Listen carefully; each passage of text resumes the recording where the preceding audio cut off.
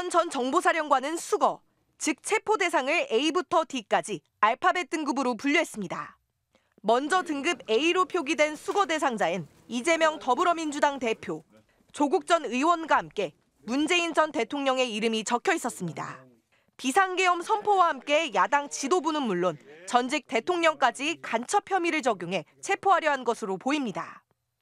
전교조, 민변, 민주노총은 물론이고 천주교 정의구현 사재단과 윤석열 정권 퇴진 운동본부의 이름을 올린 불교 기독교 인사들도 수거 대상으로 명시했습니다.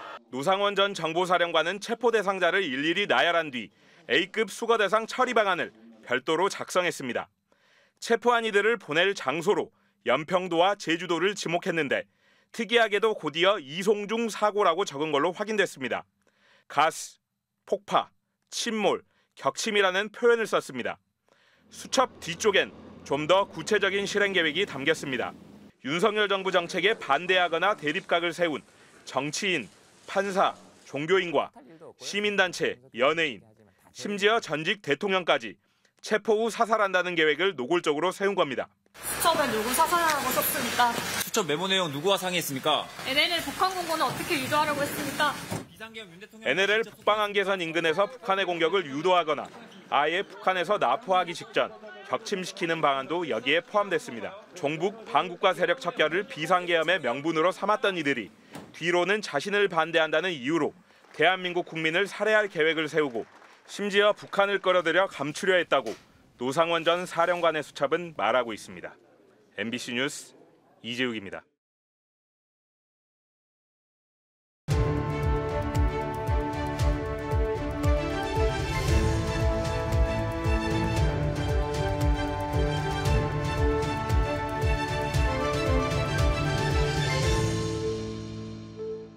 일을 나간 부모를 대신해 위탁모에게 맡겨졌던 서원이는 지속적인 학대로 뇌사 상태에 빠져 짧은 생을 마감했습니다. 결국 경찰에 체포된 위탁모가 1심에서 받은 형량은 징역 17년. 서원이 가족이 정부로부터 받은 유족 구조금 중 400만 원을 위탁모가 갚았다는 이유로 법원은 위탁모에게 유리하게 판결했습니다. MBC가 지난 2015년부터 10년간 피해자가 사망한 사건의 판결문을 분석했더니 이렇게 유족이 정부의 구조금을 받았다가 가해자가 감형된 사례는 54건에 달했습니다. 이렇다 보니 상당수의 유족이 갑작스런 범죄 피해로 삶이 파괴되고 정상적인 생활이 불가능한 상황에서도 정부의 유족 구조금 수령을 거부하고 있습니다. 20대 남성이 차를 몰고 인도를 덮친 뒤 흉기를 휘둘러 2명이 숨지고 12명이 다친 분당 서현역 흉기 난동 사건. 아르바이트를 끝낸 뒤 집에 가던 20살 대학생 김혜빈 씨는 이날 가해자의 차에 치여 목숨을 잃었습니다. 딸을 향한 그리움, 가해자를 향한 분노, 그리고 세상을 향한 원망은 부모님을 극심한 우울감에 빠뜨렸습니다. 생업이 끊긴 뒤 가정 경제는 빠르게 무너졌습니다. 사건 후 1년여 만에 부모님은 범죄 피해자 원스톱 솔루션 센터를 찾았습니다. 여기서 알게 된 범죄 피해자 지원 대출 상품은 4개. 하지만 그중 실제로 대출을 받을 수 있는 건 하나도 없었습니다.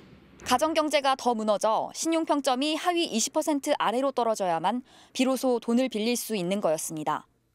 대출금 제때 갚고 성실하게 살았는데 이 성실함이 걸림돌이 될 줄 누가 알았겠어요. 저희는 밑바닥까지 떨어져야 되는 거예요. MBC 뉴스 남효정입니다.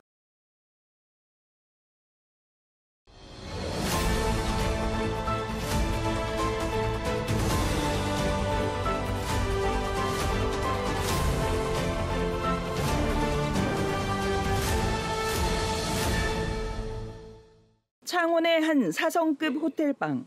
조식을 포함해 하룻밤 26만 원이 넘습니다. 지난해 10월 이 방에서 닷새 동안 묵은 한상현 경남도의원. 이를 포함한 8일 숙박의 청구 금액이 190여만 원입니다. 호텔 숙박비만 지난해 6,200여만 원.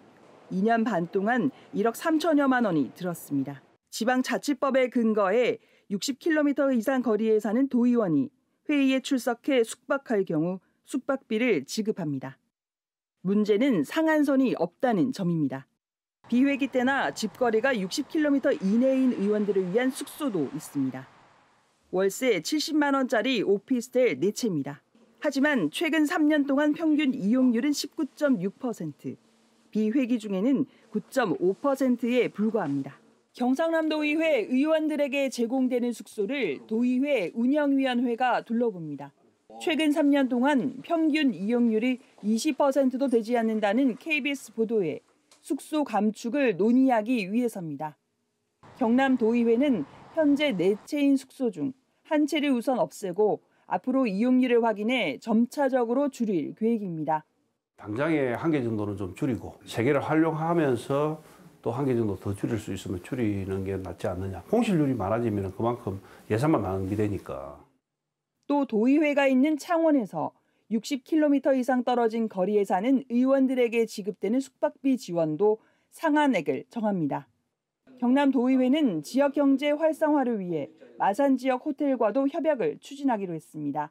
KBS 뉴스 조미령입니다.